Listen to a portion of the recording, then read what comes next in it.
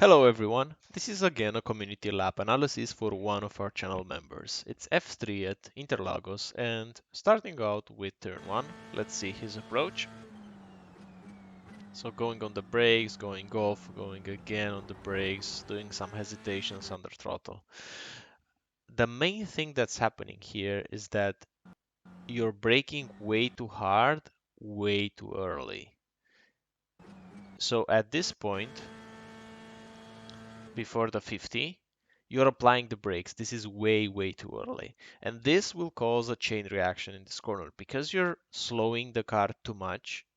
So at this part, the car was very, very slow, a lot slower than it should be. You feel this, and what you're doing is that you're releasing the brakes completely at this point, just because the car was very slow and you're trying to correct the speed. But because you're not on the brakes, now you will start to lose rotation. The rotation that you gained, the rotation that you were building up on entry, you will lose it because you let go of the brakes and the transfer of the weight that was on the front tires, now it's going back and distributing to the rears as well. So you're losing rotation, and also because you drop the brakes, and now the car feels a bit quicker to you, you have to reapply again the brakes. So this correction under braking, going on the brake, off the brake, on the brake again, and doing these small corrections under throttle is losing you a lot of lap time. What you want to do instead is to brake later. So try to brake at the 50, even past the 50, and maintain the pressure under braking towards the corner. So at this point you should be still on brakes, still on brakes, still on brakes, still on brakes, and here when you get to this part of the curb, you go on power and you go to 100% throttle very quickly. You don't keep it like this. You see right now you're still going like 50%. You want to be already at 100% just because of the big straight ahead. So this corrections under throttle is like, imagine that you're on a straight and you're lifting on a straight. That's exactly what happens here. So you really want to brake later, brake deeper, trail brake longer, and stay to 100% throttle application a lot sooner. Let's see the next corner. So braking around here. Again, we braked way, way too much for this corner. 80% or so, it's a lot with this car.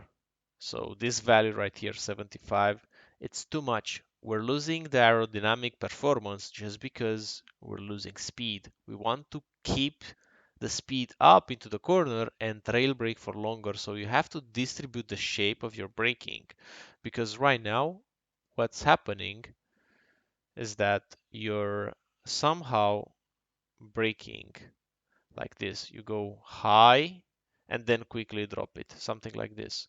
What you want to do instead is to brake softer initially, but trail braking for longer, like this.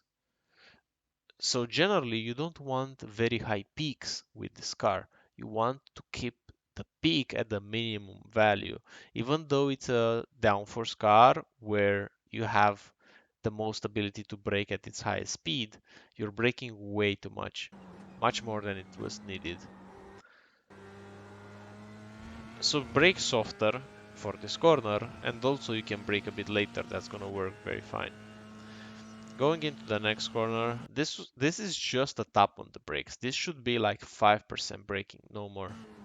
But you see, you're picking 50%, 40% instead. Again, too much on the brakes. And because the car is very slow on entry, so because you're overslowing on entry and now you have to go back on power, you're losing rotation and the car will start to understeer. Let's see.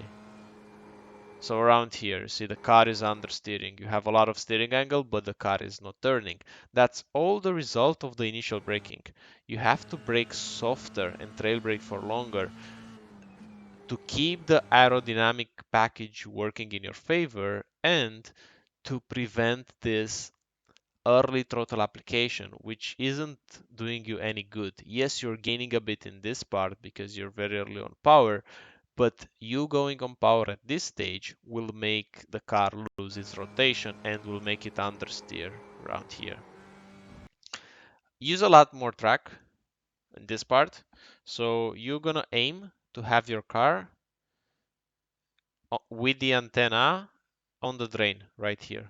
So bring it all the way here. That's gonna gain you a lot of time when you're gonna open up this corner. And for this corner, again, you want to brake very softly and you want to trail brake a lot because right now, look, you have like 5% braking, which is good. You should just keep this brakes on. If you will be able to keep the brakes on, the car will turn. Now you're dropping the brakes, but in your case, initially, let's see the initial touch on the brakes. Yes, we turn in very early and we brake too much initially. And now the fronts are just gone. So your trail braking was not bad into this corner. This is the right way to do it with this trail brake, but the car was already understeering from the entry.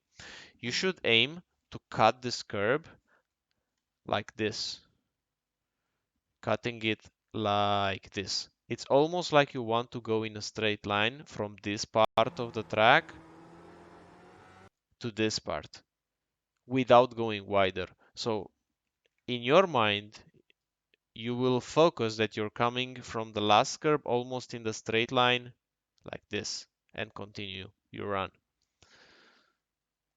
So the main thing will be to cut this curb to the grass. You were going to look at the grass here and going to cut it like that. Same here, you are very wide on the left, so right now you will understeer on the exit. In this corner you have a lot of grip on the inside of the corner because it's a bit cambered. So you have to follow this curb. So your racing line will look something like this. You're coming from more on the right and then you're going on the curb like this. And you can use, actually, you can use this part of the curb. There's a dent in the curb in the middle like this. If you're going to use the first half of the curb, that's going to give you the most grip. So you're going to go like this around it. In your case, you start drifting off just because of the approach. So keep this in mind. Now going into the next corner, braking point should be at the 3. Your braking was good initially, but now you drop the brakes off. So the moment that you let off the brakes, you will lose rotation and you will start to understeer. Again, in this corner, you want to cut a lot. You want to cut a lot the curb. That's the name of the game here in Interlagos. You want to go like this on the exit. But instead, you go around the curb. So get this curb right, go on top of it, and then it will give you a good run. Now, going into the last corner of the track, positioning is good. This is very good. We're braking way too hard and way too early, and also we're turning too early. You have to turn later for this corner. Just because this is a very important corner, just because it's a long straight ahead of it, you want to prepare it more. You want a late apex. If you're going to turn early, you will have trouble maintaining the speed because you will run out of track if you go a bit quicker. So way too hard and way too early on turn in and too late on the throttle. You see exactly what I was saying. You're understeering on the exit just because you took an early apex. So you want to be on power at this point. Here you should already be on throttle, but in your case you're coasting. And this was a lot of lap time. I think you can improve with more than 1 second just by applying what we discussed. And in short, that's the track analysis. I hope you will have a nice end of the week here in Interlagos, and I'll see you on the next one. Bye bye.